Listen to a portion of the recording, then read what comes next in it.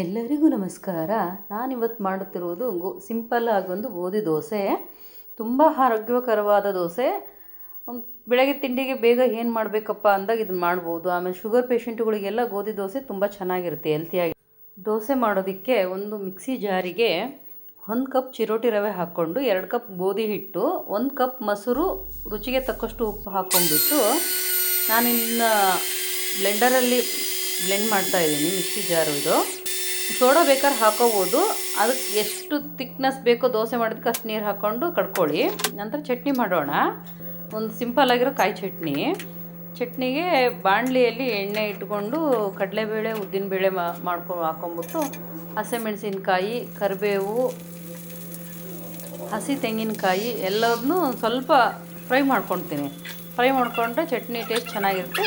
ಒಂದು ಚಿಕ್ಕ ಹೆಸಳು ಹುಣಸೆಹಣ್ಣು ಹಾಕ್ಕೋಬೇಕು. ತುಂಬ ಹುಣಸೆಹಣ್ಣು ಹಾಕ್ಕೊಂಡ್ರೆ ಅಷ್ಟು ಟೇಸ್ಟ್ ಇರಲ್ಲ.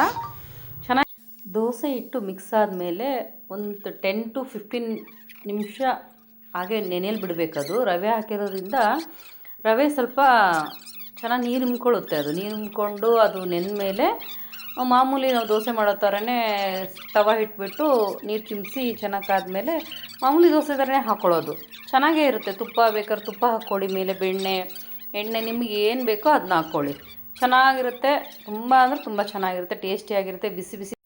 ಈ ದೋಸೆ ಮಕ್ಕಳ ಆರೋಗ್ಯಕ್ಕೂ ತುಂಬ ಒಳ್ಳೆಯದು. ಚಿಕ್ಕ ಮಕ್ಕಳು ಚೆನ್ನಾಗಿ ತಿಂತಾರೆ. ಮಾಡಿ ತಿನ್ನಿಸಿ ತುಪ್ಪ ಹಾಕ್ಬಿಟ್ಟು.